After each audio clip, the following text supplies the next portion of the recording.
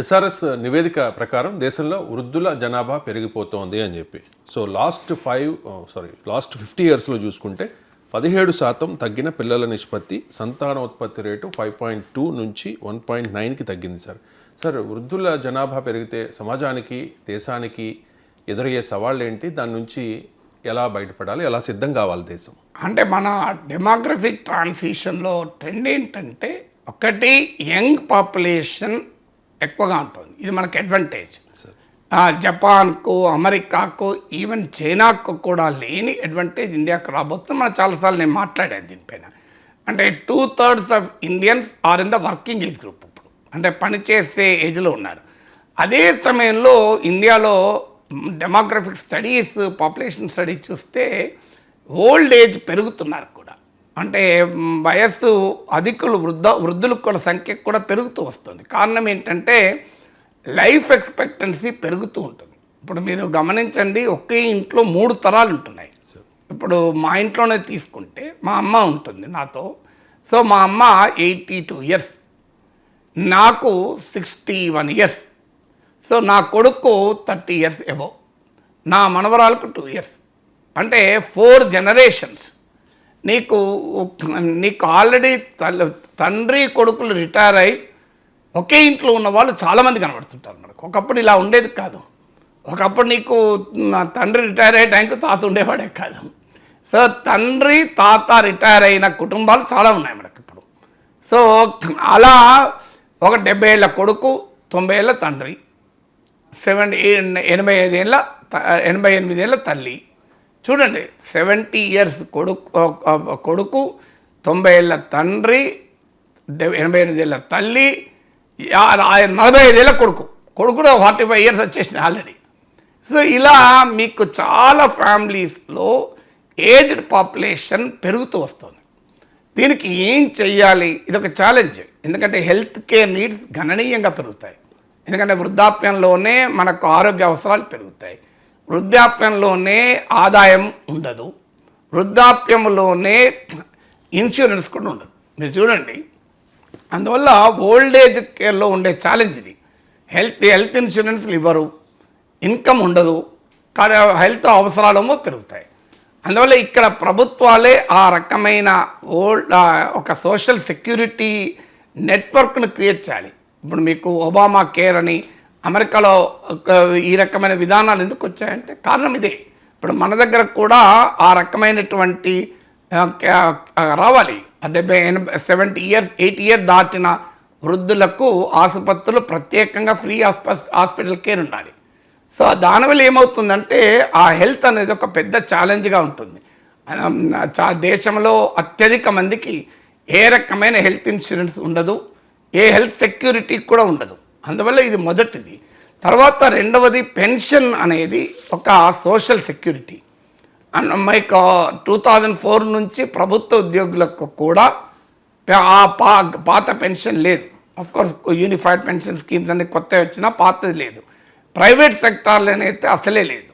అందువల్ల insurance schemes అంటే ఫ్యూచర్లో పెన్షన్ స్కీమ్స్ అనేది ప్రభుత్వం చాలా ఎఫెక్టివ్గా నిర్వహించాల్సి ఉంటుంది. అంటే భవిష్యత్తులో రిటైర్ అయినాక కూడా ప్రశాంతంగా జీవించగలిగేటువంటి ఆర్థిక సామర్థ్యాన్ని ప్రభుత్వాలు కల్పించేలా ప్రణాళికలు వేయాలి. కార్పొరేట్ కంపెనీలు తమ ఉద్యోగుల్ని 30 ఏళ్ళు 40 ఏళ్ళు తమ దగ్గర 20 ఏళ్ళు పనిచేసుకున్నాక వారు రిటైర్ అయినప్పుడు ప్రశాంతంగా జీవితం గడపగలగాలి. సో ఆ రకమైన కార్పొరేట్ సంస్థలు ఉండాలి.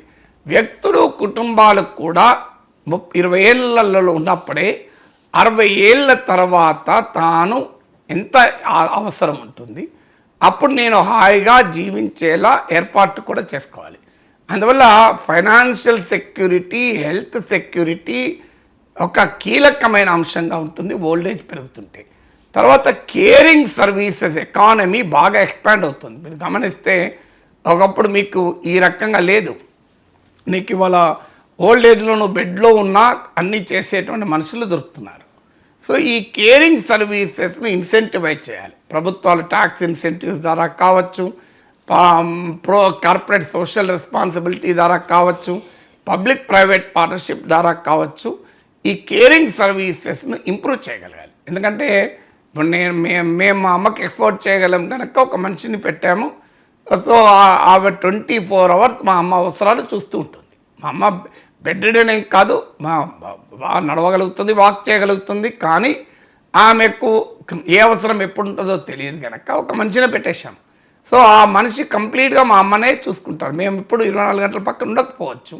సో అందువల్ల ఓ రోజు ఒక పాలు తాగాలనిపించవచ్చు, లేదా ఫ్రూట్ కావాలనిపించవచ్చు. కానీ అందరు ఇలా ఎఫర్ట్ చేయలేరు కదా. అందువల్ల కేరింగ్ సర్వీసెస్ను అఫోర్డబుల్ చేసటానికి అవసరమైన ట్యాక్స్ ఇన్సెంటివ్ స్ట్రక్చర్ను, ఇన్వెస్ట్మెంట్ స్ట్రక్చర్ని కూడా పెంచాలి. ఎందుకంటే caring services are going to become very very important. So rehabilitation services, caring services, తర్వాత ఓల్డ్ ఏజ్ హెల్త్ కేర్ మీద పరిశోధన జరగాలి. అంటే ఓల్డ్ ఏజ్లో వచ్చేటువంటి ఏజ్ రిలేటెడ్ ఎయిల్మెంట్స్ ఉంటాయి. ఇప్పుడు ఆర్థరైటిస్ ఉంది, అనివార్యంగా వస్తాయి. ఇప్పుడు ఈ మధ్య కాలంలో మోకాళ్ళ నొప్పులు విపరీతంగా పెరుగుతున్నాయి. So age related health disorders పైన అవేర్నెస్ కూడా పెరగాలి. అంటే 70 ఏళ్ళ వయసులో కూడా నేను ఆరోగ్యంగా ఉండాలి అంటే 30 ఏళ్ళ వయసులో ఏం చేయాలి? నువ్వు 30 ఏళ్ళ వయసులో రోజు సిగరెట్ తాగుతూ, మందు తాగుతూ, ఏమీ ఎక్సర్సైజ్ చేయకుండా జీవించామనుకోండి, 60 ఏళ్ళు దాటాక భయంకరమైన జీవితం గడపాల్సిందే, ఇంకో మార్గమే లేదు నీకు. అందువల్ల నీవు యంగ్ ఏజ్లో నీ లైఫ్ స్టైల్ అనేది ఓల్డ్ ఏజ్లో నీ లైఫ్ స్టైల్ను నిర్ణయిస్తుంది అన్న అవేర్నెస్ క్రియేట్ కావాలి. యంగ్ ఏజ్లో బాధ్యతారహితంగా, క్రమశిక్షణ రాహిత్యంతో విచ్చలవిడిగా గనక జీవితం గడిపితే ఖచ్చితంగా వృద్ధాప్యంలో నరకం చూడాల్సి ఉంటుంది. ఎవరో కొద్దిమందికి తప్ప, కొద్దిమంది వాళ్ళ జెనెటిక్ స్ట్రక్చర్ వల్లనో, వాళ్ళ బాడీ ఫ్రేమ్ మేకప్ వల్లనో తప్పించుకోవచ్చు. కానీ ఎట్టి పరిస్థితుల్లో తప్పించుకోలేరు. అందువల్ల letters create an awareness. Age related, ఇప్పుడు ఏజ్ పెరిగితే ఆర్థరైటిస్ వస్తుంది. కానీ మనము చిన్నప్పటి నుంచి స్విమ్మింగ్ చేసామనుకోండి, డెఫినెట్గా ఆర్థరైటిస్కు దూరం ఉండొచ్చు. ఎవరికైనా ఎవరికి వచ్చినా ఆ సీరియస్నెస్ రాకపోవచ్చు. అందువల్ల ఆ రకమైనటువంటి ఒక అవేర్నెస్ కూడా క్రియేట్ చేయాలి. What are the old age health challenges and young ఏజ్లో ఉన్నప్పుడే మన జీవన శైలిని ఎలా అడాప్ట్ చేసుకుంటే ఆ రకంగా ఉంటుందని. తర్వాత ఇటీవల కాలంలో వృద్ధులకు ఎమోషనల్ నీడ్స్ పెరిగిపోతున్నాయి. కారణం ఏంటంటే ముఖ్యంగా బాగా డెవలప్ అయిన ఫ్యామిలీస్లో కూడా ఈ సవాల్ వస్తుంది. పిల్లలిద్దరూ బాగా చదువుకున్నారు, అమెరికాకి వెళ్ళిపోయారు. వాళ్ళు ఏమైనా వాట్సాప్లో మెసేజ్లు పంపుతారు. శతమాని భవతుల ప్రకాష్ రాజు ఉదాహరణ. సో అందువల్ల ఇక్కడ నుండి వాళ్ళు రారు. వాళ్ళు ఎప్పుడో 2 ఏళ్ళకో 2 ఏళ్ళకో ఒకసారి వచ్చారనుకుందాం. ఇక్కడ ఏదైనా ఎమర్జెన్సీ వస్తే తప్ప రారు. అప్పటిదాకా వీరు జీవించాలనే వరకు ఆవేదన పడుతూ ఉంటారు. అందువల్ల పిల్లలు కూడా ఆలోచించాలి. తాము ఎక్కడ ఉన్నా, అది అమెరికాలో ఉన్నా ఎక్కడున్నా, 6 నెలలకు ఒకసారి రాకపోయినా ఏడాదికోసారో వీలైనంతగా తల్లిదండ్రులకు విజిట్ చేయగలగడం, అవకాశం ఉంటే తల్లిదండ్రులు తీసుకెళ్ళగలడం. తల్లిదండ్రులు కూడా వెళ్ళరు అంత సులభంగా, అక్కడ చేంజ్ చేయాలన్నా మాకు పిచ్చకపోతుంది అని. కానీ వెళ్ళగలిగిన వాళ్ళు తీసుకెళ్ళగలిగితే, లేదంటే ఇక్కడైనా యూ స్పెండ్ టైం. ఏడాదికోసారో వచ్చినప్పుడు 15 రోజులు గడిపిపోవాలి. లేదా ఢిల్లీలోనో బెంగళూరులోనో జాబ్ చేస్తావు. అన్ఫార్చునేట్లీ ఏమవుతుంది, ఒకే సిటీలో ఉండి పిల్లల దగ్గర తల్లిదండ్రుల దగ్గర ఉండే పరిస్థితి వాళ్ళు మనం చూస్తున్నాం. అలా ఉండడం తప్పని నేను అంటలేను. కొన్నిసార్లు అనివార్యం కూడా కావచ్చు. వీళ్ళు జాబ్ చేసే ప్లేస్ ఉండొచ్చు, రెండు కుటుంబాలు 2 తరాల మధ్య ఆ గ్యాప్ ఉంటుంది కనుక అట్లీస్ట్ వీకెండ్లోనైనా గడపండి. ఇప్పుడు వీకెండ్లోనైనా గడపండి. లేదా ఫెస్టివల్స్, పేరెంట్స్ మీరున్న సిటీలో ఉంటే ఎట్టి పరిస్థితుల్లో ఫెస్టివల్స్కు పేరెంట్స్తోనే గడపాలి. అది రూల్గా పెట్టుకోవాలి. సో అట్లీస్ట్ ఫెస్టివల్స్ అయినా అమ్మా నాన్నలతో గడుపుతాం. మేము ఎక్కడున్నా, ఈవెన్ వేరే నగరంలో ఉన్నా కనీసం 1-2 ఫెస్టివల్కి వస్తాం. సిటీలోనే ఉంటే ప్రతి ఫెస్టివల్కి వస్తాం. ఆ రకంగా ఆ ఎమోషనల్ నీడ్స్ ఉంటుంది. ఏది లేదు, మీ ఇంట్లోనే ఉన్నారనుకోండి, రోజు ఒక 15 నిమిషాలు మాట్లాడడం నేర్చుకోండి. ఇప్పుడు మా అమ్మ మా ఇంట్లో ఉంటుంది. ఉదయం లేవగానే నేను చేసే మొదటి పని ఏంటంటే, మా అమ్మ బెడ్రూమ్ తలుపు తీసి, అమ్మ అంత మంచే కదా, ఎలా ఉన్నావు, టీ తాగినావా అని అడిగి మళ్ళీ ఇక్కడికి వస్తాను. ఈవెన్ ఉదయం 8:30 టీవీ షో కూడా మా అమ్మని కలిసినాకనే వస్తాను తప్ప ముందు రాను.